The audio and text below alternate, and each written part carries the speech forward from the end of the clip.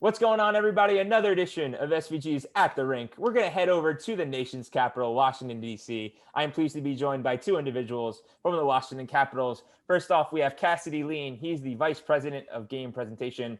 And we have Alexa Tanzi. She's the Manager of Game Presentation. Alexa and Cassidy, thank you for taking the time. I know we're getting down to the home stretch at the end of the regular season. Teams playing very good hockey. I have at time of recording, you guys are in first place in the East Division.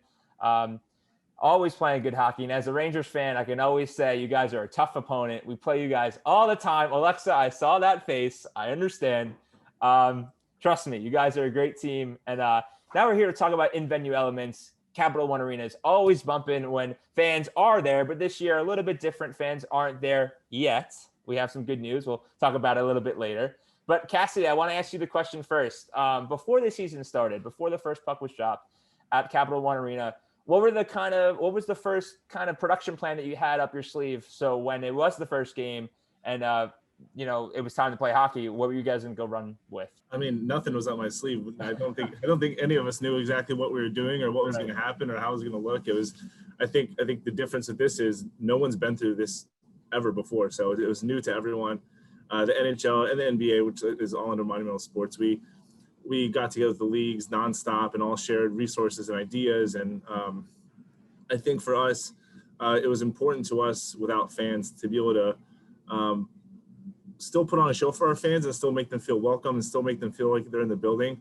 And also on the other side, we have a lot of great partners and sponsors that we work with here. So we wanted to make sure that we were doing everything we can to get their brand out too, because that's kind of what we're about here is our partners and our fans. So those were really two things high on our priority. So I think with some of the LED boards and stuff that we're going to bring down, that we're going to be TV visible, and some of the tarps that we're going to put up, just to kind of dress it up and not make the arena look so empty, which it feels empty when you're in there, but hopefully on TV it doesn't look so bad.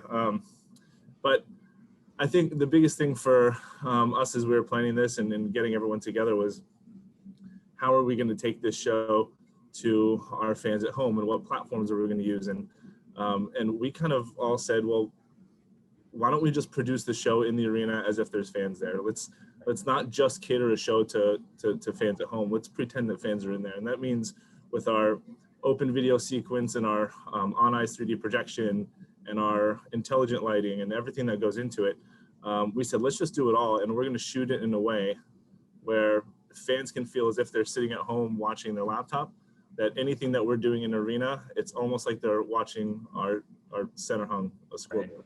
So anything that we do in arena, we're pushing it home. Our hosts are nonstop talking to fans at home.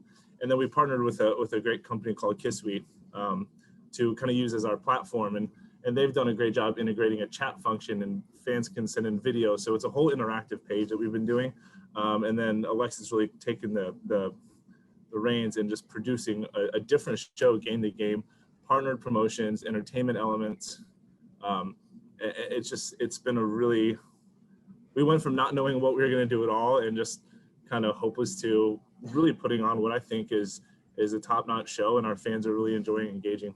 Right. You guys only know one speed, and that's full speed. So it's good to hear that you guys are kind of still pushing forward despite fans not being there. But Alexa, good segue. I want to get you in here. You're the boots on the ground, I guess you could say, in the control room day in and day out, producing games, kind of making sure that things run without a hitch.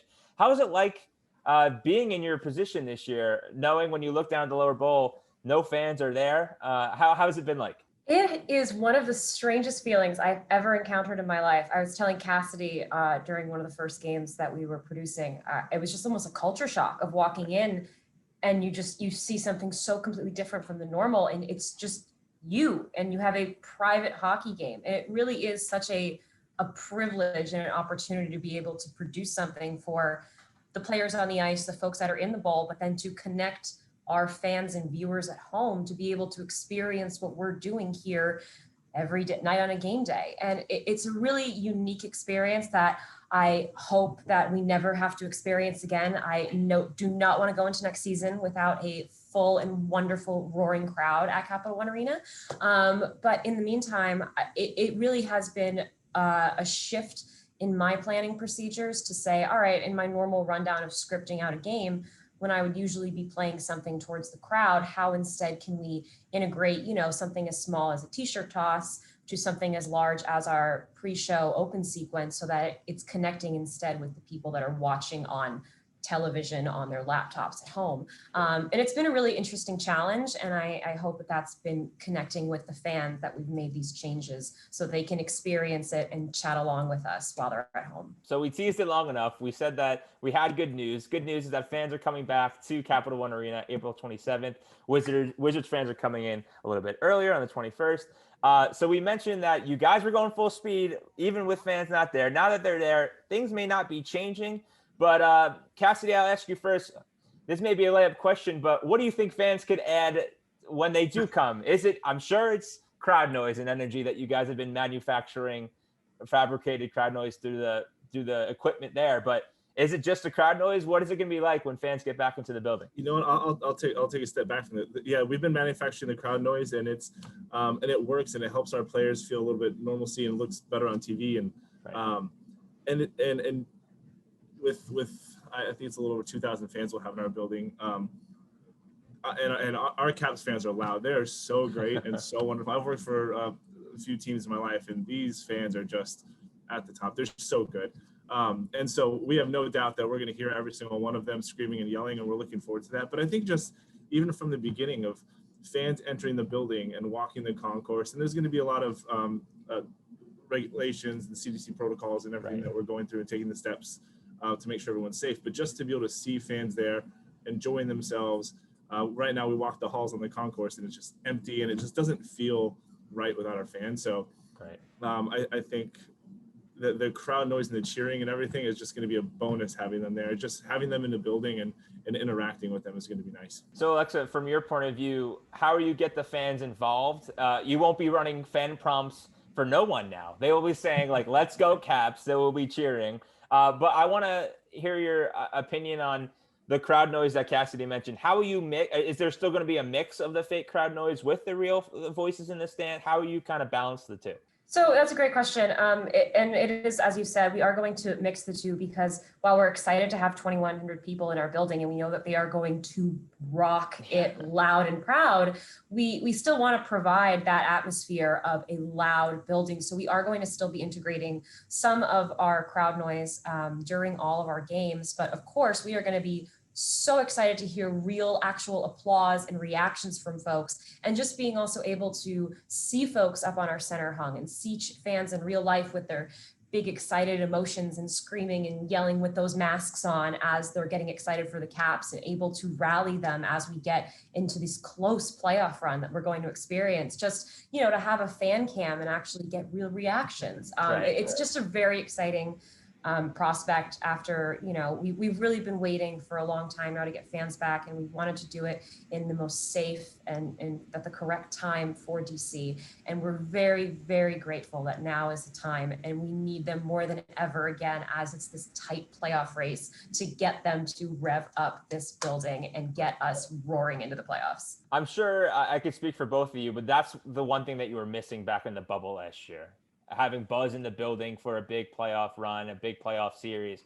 No one was in Edmonton. No one was in Toronto. No one was there for the playoff series. So it was weird not being able to kind of cater to those fans and get them juiced up with the videos and all that thing when it came time for puck drop. But this season, Cassidy mentioned, he gave a good little primer about the virtual game day experience that you're doing for fans on the digital side. So that's one of the big digital initiatives you're doing this year. But Alexa, from your point of view, how has it been like having a team? So it's a home game at Capital One Arena. You're doing the the video board show, but also doing something on the side. Has it been difficult managing, I guess, two projects at once? What's the kind of the workflow for both on any given night? I wouldn't say difficult so much, because what we're showing in arena on our center hung is essentially what is going out on our virtual game day show. So whatever we're doing in the building, we want you to feel right at home as much as possible if you have that up on your laptop. So I think it's more of just pivoting our department's focus from solely experiencing arena elements, and how we can also show you more of the arena itself, what's going on. Like here, take a look at this shot of these cutouts. Take a look at these boards that we have up, because you can't see all of our wonderful LEDs and screens while you're watching it at home. So how can we give you just that inside look to make you feel like you're back in your season seats? And it's just kind of pivoting again from, you know, the usual aspects where we would do live interviews or we would have people up with us. Instead, we're trying to really rely on our digital team and our productions team who has been doing incredible work to pre-produce things, to make you feel as connected with sights and sounds and what it's like to be in that building with us. And to touch on that, I think when you were talking about 2 separate shows, I think that was one of the things we started with in the planning process was this shouldn't be 2 separate shows. This shouldn't be, we're going to have this host and this person and these things for Virtual Game Day and then this over here for In Arena. It really is all one show. And obviously we during commercials, we'll put stats up and you'll hear a radio broadcast because we can't show live action. But when we go to a timeout or pregame and we flip back to what we're doing in Arena, we really want it to feel like you're there and seeing everything going on. So it was really important to us to create one show and push that out. Yeah, a nice streamlined process. And also you're getting the sponsor integration because fans aren't in the seats. You can't really look up at a board and get exposure for your sponsors. And that's how you're doing it. You're making those obligations done through that medium. So we've hit the time in the show now where shout outs to crew members. Cassidy, we'll start with you first at the top here.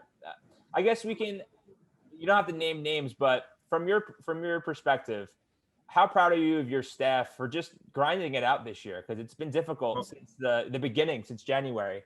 Since January. How is it? What is it like for you? You know, I'll start with just our internal team. I think with Monumental Sports, we have a few different sports franchises here, and the Wizards and Caps have been going toe to toe, and they work really well together. And it's been, I think, what I've really enjoyed is. Because sometimes we're short-staffed and we're only limited amount of people in the building. Alexis jumped over and worked Wizards games, and some of our Wizards staff worked Caps games, and everyone's just really bonded together and really tried to be creative and use each other. And I think I'm extremely proud of our game presentation team and what they've been able to accomplish. And it's sometimes hard to get motivated, right? Like I think the fans really motivate us, and it really creates an atmosphere. And part of our job is. And I'll use manipulate as a positive word, but our job is to manipulate the fans and invoke emotion and they're already riding high from something, so we give them more. And so to keep the motivation and determination of our group throughout the season, and you know what, and we're going to be rewarded when fans come back in playoffs, so we're excited. But I think some other departments and I think our partnership group, man, they've been working really hard to. I mean. Our games have a lot of sponsors in them because we do a really good job of integrating our sponsors into things that we want to do on the entertainment side and win-win for everyone. And now having to pivot off that to digital signage or other promotions, they've been working their tails off to really make all this happen and get partner buy-in, and it's been great. And then I'll say between our marketing team, our digital team, and our productions team, they've been balling. They've been nonstop. And think when the pandemic started and everyone's staying at home and there was no games, productions and digital, they didn't stop. They've been producing more content because that's all the world could have at the moment. So shout out to them and really just everyone here. It's been a team effort. It seems like everyone's pitched in for the greater good of not just the Capitals, but for the overall 2 franchises, the whole entire Monumental Sports, to make sure that the fans seem connected when we're so far apart from each other right now in terms of not being in the actual venue. Alexa, for someone that's in the control room and getting your hands dirty every single night, who do you want to shout out from your crew that deserves some recognition? We have just an incredible game day staff for the Caps, and they do truly an insane amount of work coming in, thinking quick, working on the fly. They are just as passionate as anybody else I've ever come across about this team. They're texting me like just random ideas on off days and be like, let's do this. Why don't we do this? Let's investigate this. They really are coming to work and doing this job because they enjoy it so much. I mean, everyone from our in-arena host to our control room director to our PA announcer to our stage managers, our DJ, our board operators. They're just some of the most wonderful people I have been able to work with in my career so far. And I would not be able to put on a Caps game day without them. And I am just immeasurably grateful to be so lucky to have them on my staff because they are what make. I love coming to games. I love the fans. I love putting the whole show together, but to get on headset and chat with these folks and put together this incredible experience on the fly is my favorite part of my job, hands down. It makes it all worthwhile. And newsflash, you guys are getting that morale boost because, again, fans are coming back. So the reason for the job is coming back to the stands. Cassidy and Alexa, thank you so much for taking the time. I really appreciate it. You guys are both very busy, especially with the playoff run. So all that's left for me to say is good luck the rest of the way. Good luck in the playoffs. And hopefully when it's safe enough to do so, I can kind of hitch a ride down to Washington and say hello. Please do. Yeah, but don't worry any of that Rangers stuff. Otherwise, we're throwing you out. I'll leave that far away in the metropolitan area. Thanks, guys. Okay. Appreciate it.